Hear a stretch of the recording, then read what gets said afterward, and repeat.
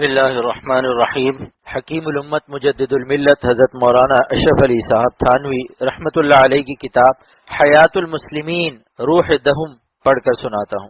اپنی جان کے حقوق اور ان کی ادائیگی۔ ہماری جان بھی اللہ تعالیٰ کی ملک ہے جو ہم کو بطور امانت کے دے رکھی ہے، اس لیے اس کے حکم کے موافق اس کی حفاظت ہمارے ذمے ہے، اور اس کی حفاظت ایک یہ ہے کہ اس کی صحت کی حفاظت کریں، دوسرے اس کی قوت کی حفاظت کرے، تیسرے اس کی جمعیت کی حفاظت کریں، یعنی اپنے اختیار سے ایسا کوئی کام نہ کریں جس سے پریشانی پیدا ہو جائے، کیونکہ ان چیزوں میں خلل آ جانے سے دین کے کاموں کی ہمت نہیں رہتی۔ دوسرے حاجت مندوں کی خدمت اور امداد نہیں کر سکتا۔ کبھی کبھی ناشکری اور بے صبری سے ایمان کھو بیٹھتا ہے۔ اس بارے میں چند آیتیں اور حدیثیں لکھی جاتی ہیں۔ نمبر 1، اللہ تعالیٰ نے حضرت ابراہیم علیہ السلام کا قول نعمتوں کے شمار میں ارشاد فرمایا کہ جب میں بیمار ہوتا ہوں تو وہی مجھ کو شفا دیتا ہے۔ اس سے صحت کا مطلوب ہونا صاف معلوم ہوتا ہے۔ نمبر 2، فرمایا اللہ تعالیٰ نے اور ان دشمنوں کے لیے جس قدر تم سے ہو سکے قوت تیار رکھو۔ اس میں قوت کی حفاظت کا صاف حکم ہے۔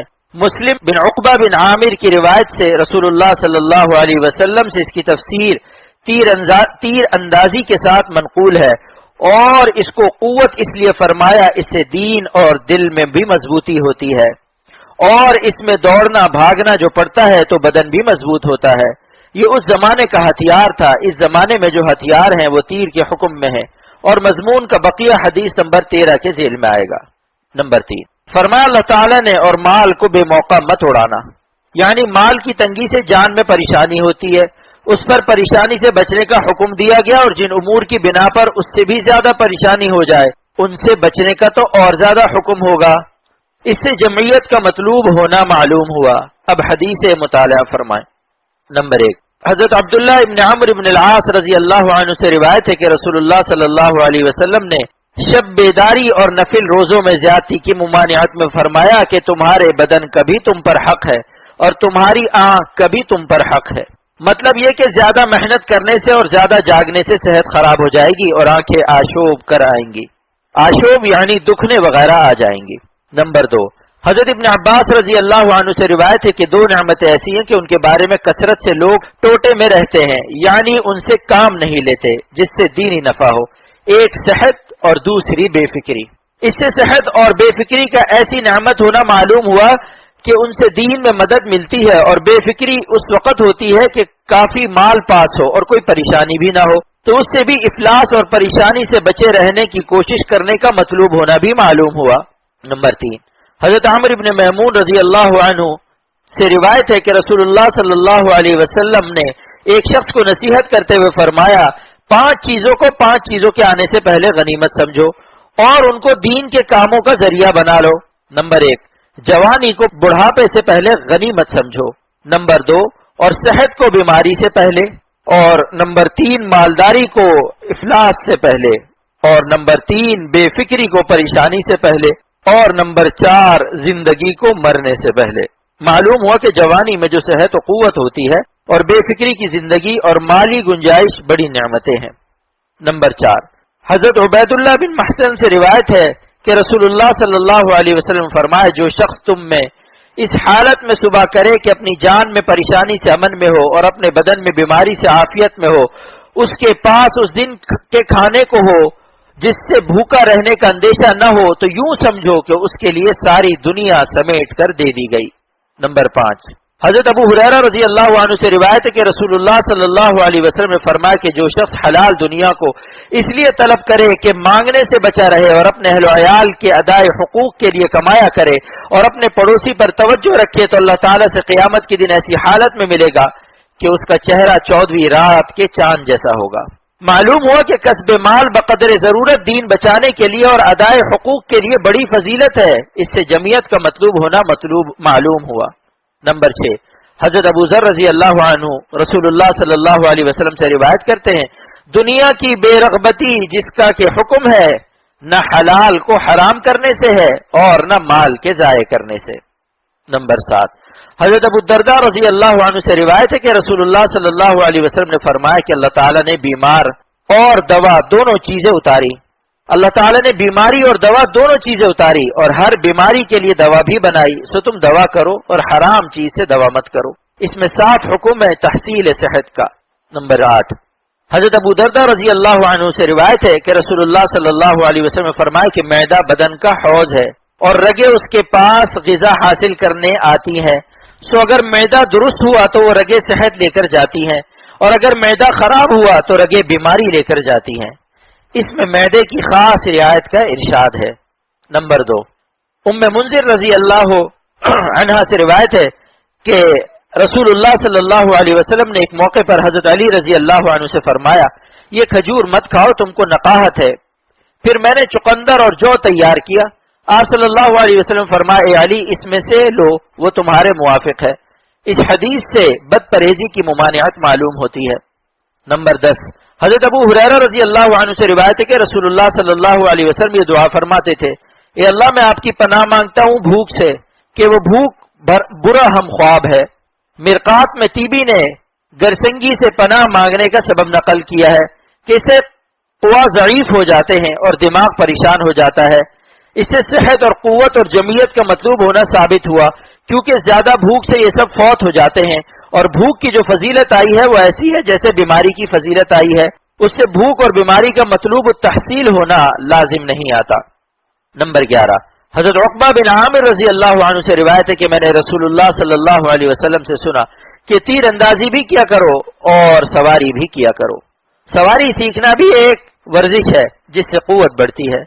نمبر 12، انہی سے روایت ہے کہ میں نے رسول اللہ صلی اللہ علیہ وسلم سے سنا کہ جس نے تیر اندازی سیکھی پھر چھوڑ دی وہ ہم میں سے نہیں، یا یوں فرمایا کہ اس نے نافرمانی کی۔ اس سے کس قدر تاکید معلوم ہوتی ہے قوت کی حفاظت کی، اور اس کے قوت ہونے کا بیان آیت نمبر 2 کے ذیل میں گزر چکا ہے، اور ان 2 حدیثوں کے اس مضمون کا بقیہ اگلی حدیث کے ذیل میں آتا ہے۔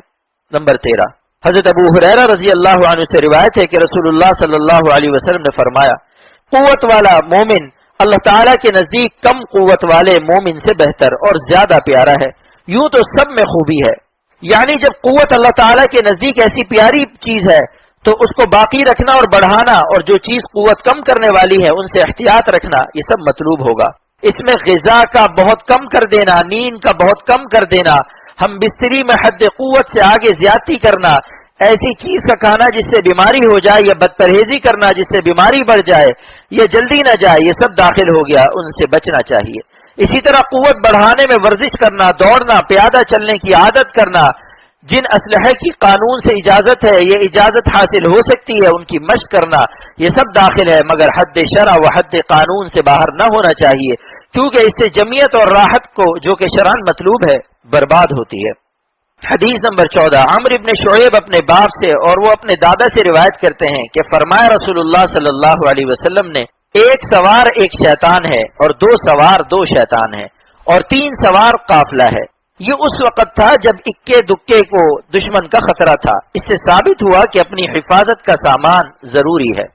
نمبر 15، ابو ثعلبہ رضی اللہ عنہ سے روایت ہے کہ لوگ جب کسی منزل پر اترتے تو گھاٹیوں میں اور نشیبی میدانوں میں متفرق ہو جاتے۔ رسول اللہ صلی اللہ علیہ وسلم نے ارشاد فرمایا کہ یہ تمہارا گھاٹیوں اور نشیب میدانوں میں متفرق ہو جانا یہ شیطان کی طرف سے ہے، اس لیے کہ اگر کسی پر آفت آوے تو دوسروں کو خبر بھی نہ ہو۔ سو اس کے بعد جس منزل پر اترتے ایک دوسرے سے اس طرح مل جاتے کہ بات کہی جاتی تھی کہ اگر ان سب پر ایک کپڑا بچھا دیا جائے تو سب پر آ جائے۔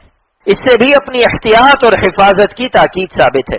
نمبر 16، حضرت عبداللہ ابن مسعود رضی اللہ عنہ سے روایت ہے کہ ہم لوگ بدر کے دن 3 آدمی ایک اونٹ پر تھے، اور ابو لبابہ رضی اللہ عنہ اور حضرت علی رضی اللہ عنہ رسول اللہ صلی اللہ علیہ وسلم کے شریک سواری تھے۔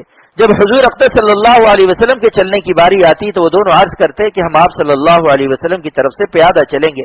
آپ صلی اللہ علیہ وسلم فرماتے تم مجھ سے زیادہ قوی نہیں ہو اور میں تم سے زیادہ ثواب سے بے نیاز نہیں ہوں، یعنی پیادہ چلنے میں جو ثواب ہے اس کی مجھ کو بھی حاجت ہے، اس لیے ثابت ہوا کہ پیادہ چلنے کی بھی عادت رکھے، زیادہ آرام طلب نہ ہو۔ نمبر 17، حضرت فضالہ بن عبید رضی اللہ عنہ سے روایت ہے کہ رسول اللہ صلی اللہ علیہ وسلم ہم کو زیادہ آرام طلبی سے منع فرماتے تھے، اور ہم کو حکم دیتے تھے کہ کبھی کبھی ننگے پاؤں بھی چلا کریں۔ اس میں بھی وہی بات ہے جو اس سے پہلی حدیث میں تھی، اور ننگے پاؤں چلنا اس میں زیادہ ہے۔ نمبر 18، ابن ابی دردہ سے روایت ہے کہ رسول اللہ صلی اللہ علیہ وسلم نے فرمایا، تنگی سے گزر کرو اور موٹا چلن رکھو اور ننگے پاؤں چلا کرو۔